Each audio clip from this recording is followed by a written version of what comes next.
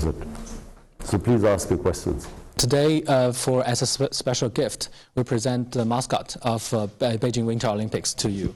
The one sit next to you These is... ones? Yes. These are the mascots? Yeah, these are the mascot. Okay. And the one next to you is a clumsy icy panda. It's called Bing Dun Dun. And the other one is for Paralympics. It's called Xue Rong Rong. It's a Chinese traditional lantern. Okay, I look forward to watching. I've never been to watch any Winter Olympics. In fact, I've never been to any Olympics, so I look forward. Oh, yes, that's great. I'm from People's Daily, China. So my questions are all about Winter Olympics. So first one is, in 2021, China and Pakistan celebrate 70th years anniversary of establishment of diplomatic ties. And now you are also going to attending the opening ceremony of Beijing Winter Olympics Games. So this is another major event in the development of bilateral relationships. So how do you evaluate the high-level development of Pak-China relationship? Look, the relationship between the two countries has just got stronger over a period of time. And one of the main reasons is that feeling in Pakistan is that China has always stood with us in our times of need. When Pakistan has, over the years, been in a difficult period, China has stood with us, and Pakistan has stood with China. And we are neighbors. I was in school when the Karakoram highway was being built. And that was a collaboration between the Chinese government and the Pakistan Army. And it was a very difficult venture because the road was very difficult, there were steep mountainsides. And I remember the number of Chinese who died building the Karakoram highway. So the relationship is it's a deep relationship. And so over a period of time, it has actually got even stronger. And CPEC, of course, has also linked us, the two countries. We know that sports always plays an important role in uniting people together. And for this Winter Olympics, it's also a very special time because it is the post-pandemic time. So what expectation do you have when you come to China to attending the opening ceremony of Winter Olympics? What's your expectation of it? Well, firstly, this is the first Olympics, let alone it's a winter one, but it's the first Olympics I will be ever witnessing. So I look forward to that. And of course, you know, I was a sportsman for almost 20 years of my life. I was an international sportsman. People in China don't play cricket. I'm hoping that as our relationship gets stronger, we will also teach Chinese how to play cricket so that, you know, China can also become a great cricketing team. But I look forward because, you know, it's as a sportsman, it's apart from our relationship, close relationship between the two countries. It'll be very interesting for me to see a competition. Ever since I've been in politics, I've had no chance to watch any sports. Yeah. So, what do you think the Winter Olympics means to this post-pandemic era?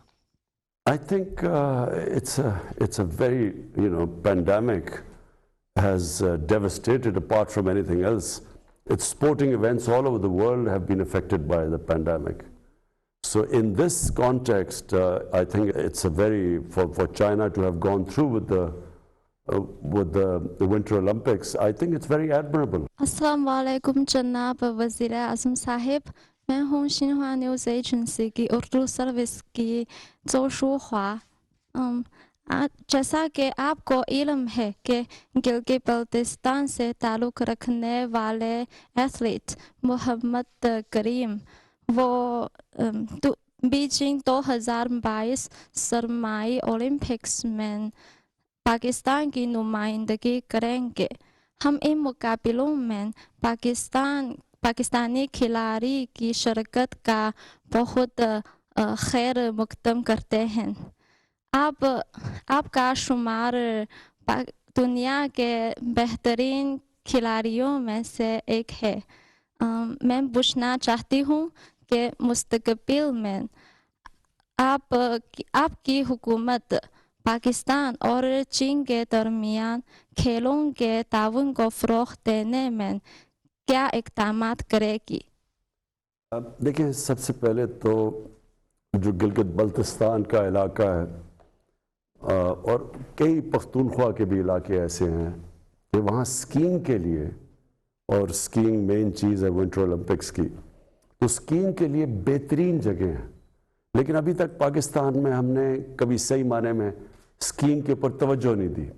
बड़ी कम जगहों के ऊपर skiing होती है। तो हमारी कोशिश ये है कि हम ये गिलगित बल्तिस्तान में ख़ास तौर पे स्कीइंग को डेवलप करें, और उसको जब डेवलप करेंगे तो हमारी ये भी कोशिश है, क्योंकि चाइना के अंदर ज़्यादा आगे निकल गए हैं, ज़्यादा तवज्जो दी जाती है विंटर स्पोर्ट्स की तरफ, तो हम सोच रहे हैं कि उनसे फिर कोलैबोरेशन भी करें, क्योंकि दूसरी तरफ खुजराब पास की दूसरी तरफ चाइना है और ये कनेक्शन भी उनसे है। तो हम इसके ऊपर भी अब सोच रहे हैं कि पाकिस्तान में पहले तो वैसे स्कीइंग के ऊपर हम ज़्यादा तवज्जो दें, और दूसरा उधर से कनेक्शन गिलगित बल्तिस्तान और चाइना के अंदर, उधर भी हम स्पोर्ट्स के अंदर आपस में ज़्यादा मिलाप करवाएं, ज़्यादा कोऑर्डिनेशन करें।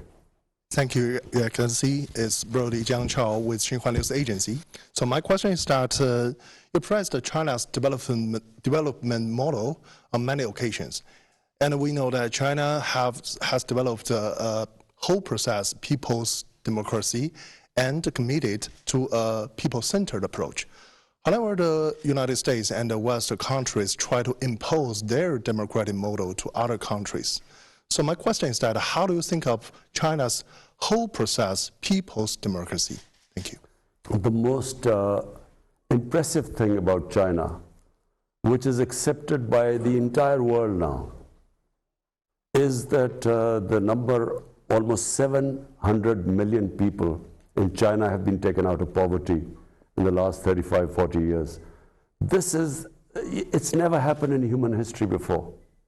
And this is what impresses the entire world about China, whether they are in good relationship with China, they are on the other side, they sort of oppose China, but everyone has to accept that this has never happened in human history before.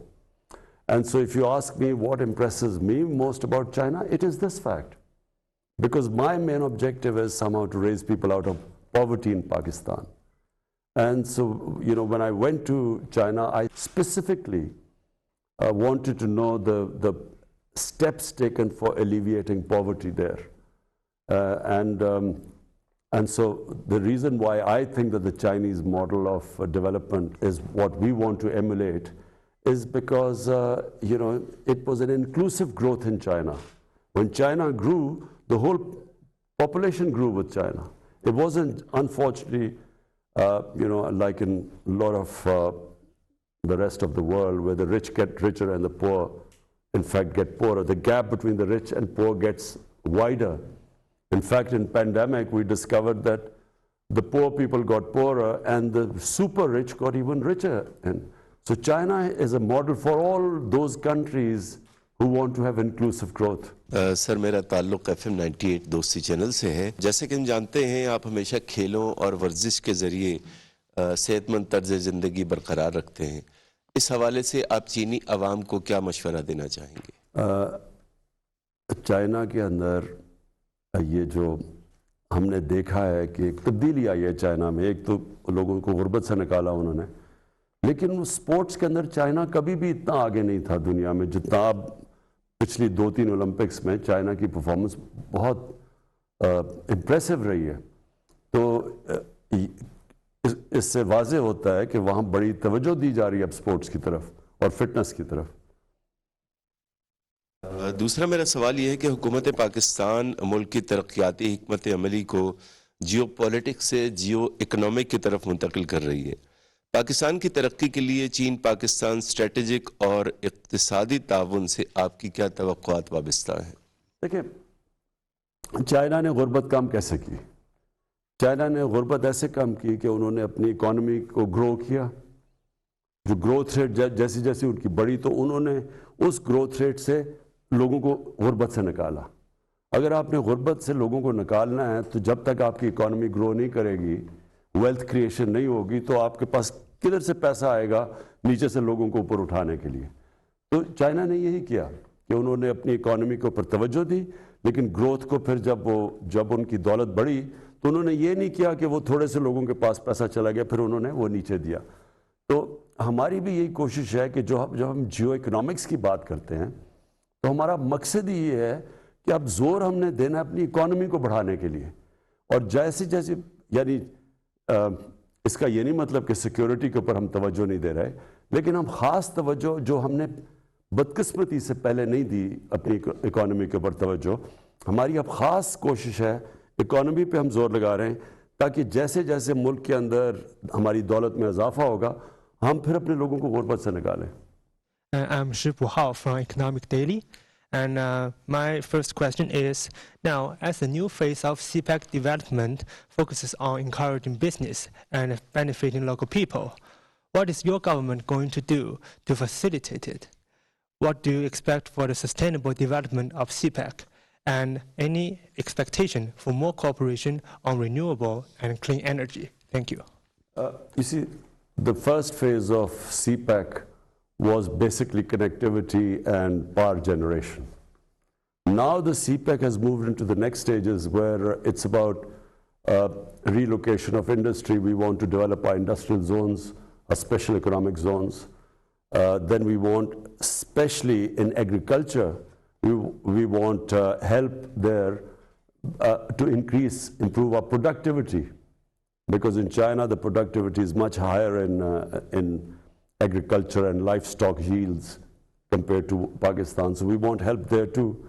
And then China has grown these drought-resistant cotton varieties, which we have large tracts of lands in Pakistan where this variety of cotton can be grown. So that's where we're going to get help from China. But also it's in technology, information technology. That's another area where which is basically the future, is the technological revolution in the world is the future. And China has made great strides in that. And so we also want to get help from China in that field. Thank you.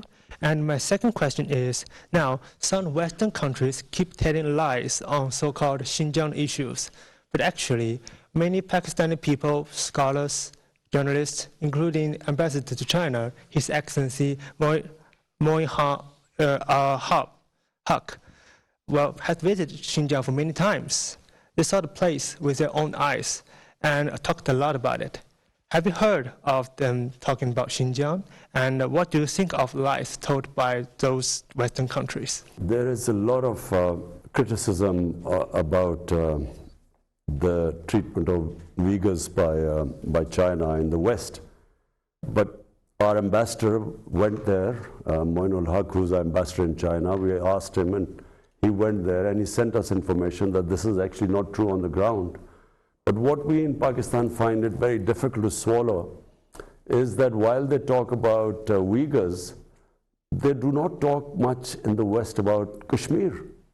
Because in Kashmir, the worst violations of human rights are taking place by India. And somehow there is selective silence about human rights in Kashmir, where there's something like 9 million people who are, really basically living in the worst conditions in almost an open prison by these 800,000 Indian troops. So we find it very difficult that while on one side they talk about Xinjiang, but on the other hand there is the silence about Kashmir is deafening for us. And these double standards is what we in Pakistan find it difficult. Assalamu alaikum. I'm Chairu from CCTV China Media Group. Now my question is, Afghanistan is now facing a serious humanitarian crisis. Do you think that 20 years occupation and irresponsible withdrawal of troops by the US and Western countries are the main reason for the situation in Afghanistan? And how should the international community cooperate on Afghan issue? Look, Afghanistan has has suffered for 40 years. And it's always because of outside countries who have made Afghanistan into a battleground. And so 40 years people of Afghanistan have suffered. And this is now, after 40 years, there's a chance of peace in Afghanistan.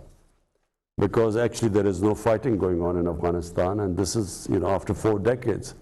So what should the international community do? The international community right now should understand that people who have suffered for 40 years, and when the foreign forces have left Afghanistan, they cannot just leave Afghanistan without thinking about the aftermath or how the people of Afghanistan are going to survive from here. Because in 1989, when the Soviets left Afghanistan, so did everyone else, and Afghanistan descended into a civil war. And about almost 200,000 Afghans died. There was chaos in Afghanistan. And from that chaos emerged the Taliban.